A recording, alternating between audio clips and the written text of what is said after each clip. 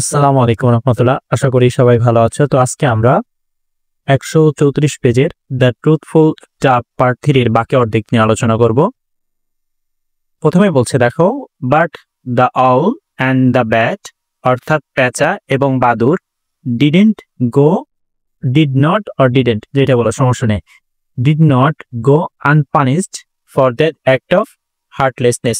Act of heartlessness বলতে তাদের যে নির্মম কার্যবলী বা তাদের যে নির্মম কাজ, ডিডেন্ট গো আনপানিশড মানে তারা কি শাস্তির বাইরে ছিল না, বা তাদেরকে এটার জন্য কি করা হয়েছে, শাস্তি প্রদান করা হয়েছে। The bat can never fly in broad daylight, অর্থাৎ বাদুরটি ক্যান নেভার ফ্লাই কখনো উঠতে পারে না, ইন ব্রড ডে লাইট অর্থাৎ দিনের বেলা যে আলো হয় বা আলো দেয় সেই আলোতে সে উঠতে পারে না। He has to wait for the sun to go down, তাকে অপেক্ষা করতে হয় for the sun to go down অর্থাৎ সূর্য ডোবার জন্য। অ্যান্ড ডু ইউ নো, এবং তুমি কি জানো, what happen to the vain owl অর্থাৎ অহংকারী যে পেঁচা তার কি হয়েছিল। Well he is blind as long as the sun is up, এবং সেও কি হয়েছে, যতক্ষণ সূর্য থাকে ততক্ষণ সে কি ব্লাইন্ড মানে পুরো অন্ধ হয়ে যায়। He can not hunt or feed himself unless it is dark, unless it is dark মানে যতক্ষণ না অন্ধকার হয়, হি ক্যান নট হান্ট সে শিকারও করতে পারে না, অর ফিড হিমসেলফ তাকে নিজেকে খাওয়াইতেও পারে না। So the two vicious creatures with their dark heart live in the dark, তাহলে এই যে দুটি দুষ্টু প্রকৃতির ক্রিয়েচার্স মানে অ্যানিমালস বা দুষ্টু প্রকৃতির প্রাণী, উইথ দ্য ডার্ক হার্ট তাদের অন্ধকারচ্ছন্ন হৃদয় নিয়ে, লিভ ইন দ্য ডার্ক তাদের অন্ধকারে বসবাস করছে। ঠিক আছে, তারপর বলছে দেখো, অন দ্য আদার হ্যান্ড অন্যদিকে, the Dove is rewarded for her truthfulness, মানে ঘুঘুটি পুরস্কৃত হইল বা ঘুঘুকে পুরস্কৃত করা হইল ফর হার ট্রুথফুলনেস তার সত্যবাদিতার জন্য। Her name be used by poets, মানে তার নাম সবসময় কি হবে, কবিদের দ্বারা ব্যবহৃত হবে। অ্যাজ লং অ্যাজ যতক্ষণ পর্যন্ত, the world last to rhyme with love, rhyme বলতে সাধারণত একটির সাথে আরেকটি যে ছন্দের যে মিল সেটা বোঝায়, তাহলে যতক্ষণ না ভালোবাসার এই ছন্দের মিল থাকবে, দ্য ওয়ার্ল্ড লাস্ট, এবং এটা পৃথিবীতে যতক্ষণ পর্যন্ত এটা লাস্ট করবে বা এটা পৃথিবীতে থাকবে ততক্ষণ কবিরা এই যে তার নামটি, যে ডাভ যে নামটি, এটা তারা ভালোবাসার ক্ষেত্রে তারা ব্যবহার করবে।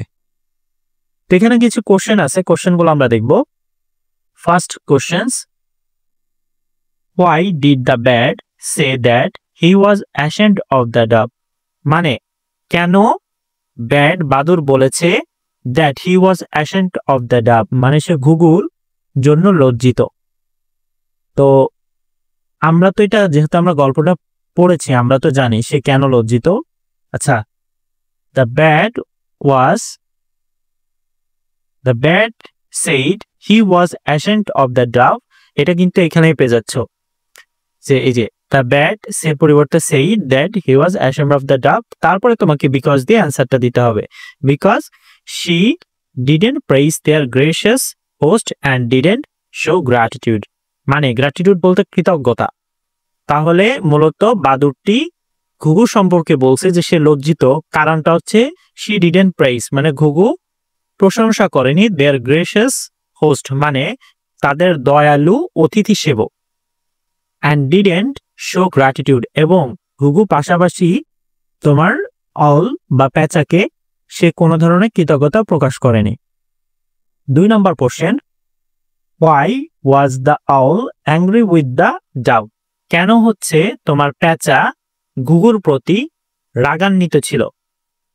কারণটা হচ্ছে the owl was angry with the dove, দেখো এখানে কিন্তু আছে দ্য আউল ওয়াজ দিছে angry with the dove because she didn't respect or appreciate the hospitality given to her, মানে মূলত এখানে পেঁচা তোমার ঘুঘুর উপরে রাগার কারণটা হচ্ছে সে যে মানে এত হসপিটালিটি করছে, এত অতিথিপরায়ণতা করছে, কিন্তু এইটার প্রতি ঠিক আছে সে কোনো ধরনের রেসপেক্ট দেখায়নি, সম্মান করেনি, অথবা সেটাকে অ্যাপ্রিসিয়েট করেনি। ঠিক আছে, সেটাকে সে প্রকাশ করেনি।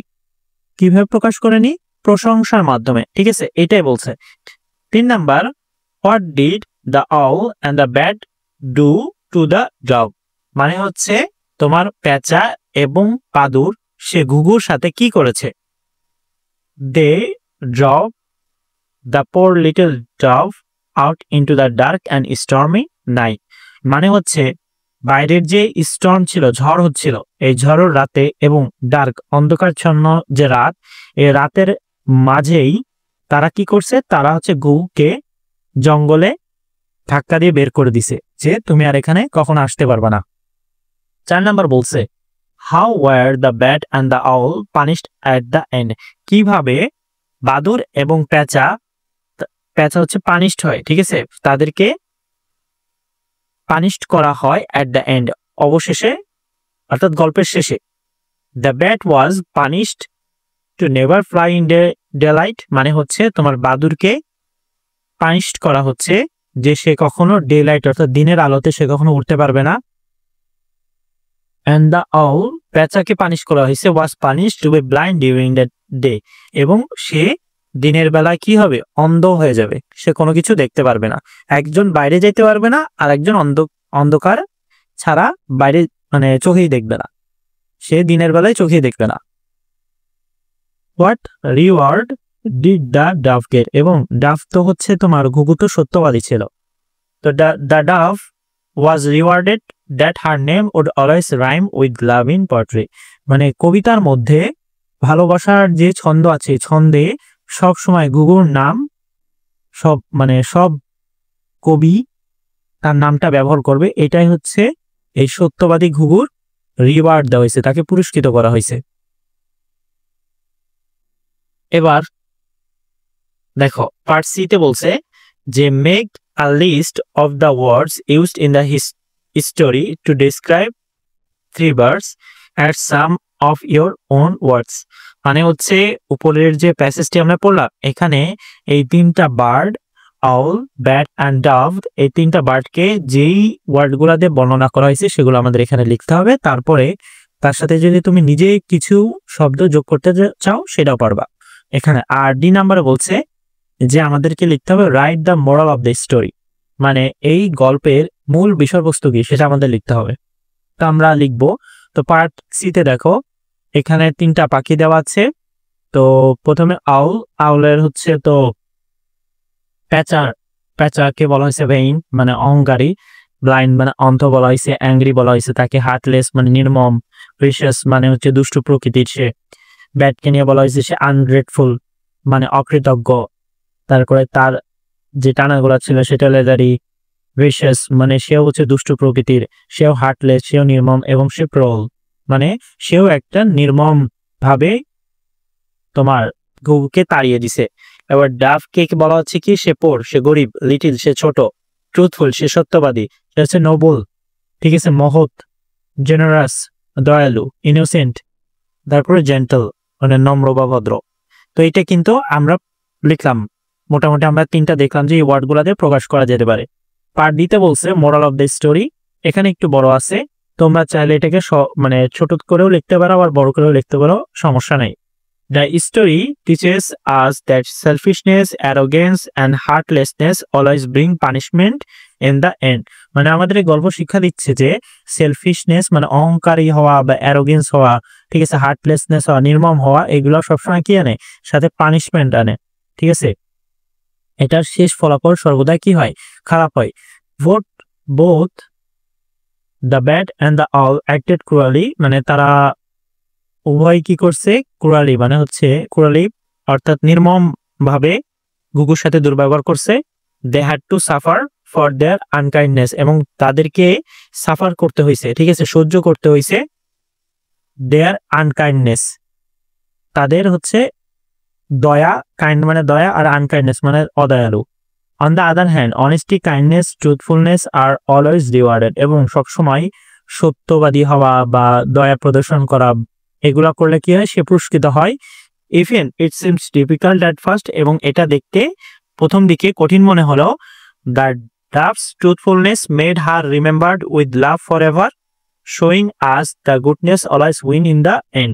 এবং এই যে ঘুঘুর যে সত্যবাদিতা, সেটা আমাদের দেখাইছে যে আসলে ভালো কাজ সবসময় কি হয়, রিমেম্বার্ড হয়ে থাকে, সবসময় মানুষ স্মরণ করে উইথ লাভ ফর এভার, ভালোবাসা দিয়ে। শোয়িং আস দ্যাট, এবং আমাদেরকে আরো দেখাইছে যে গুডনেস, ভালো কাজগুলো always win in the and, ভালো কাজগুলো সবসময় কি হয়, শেষমেশ জিতে যায়।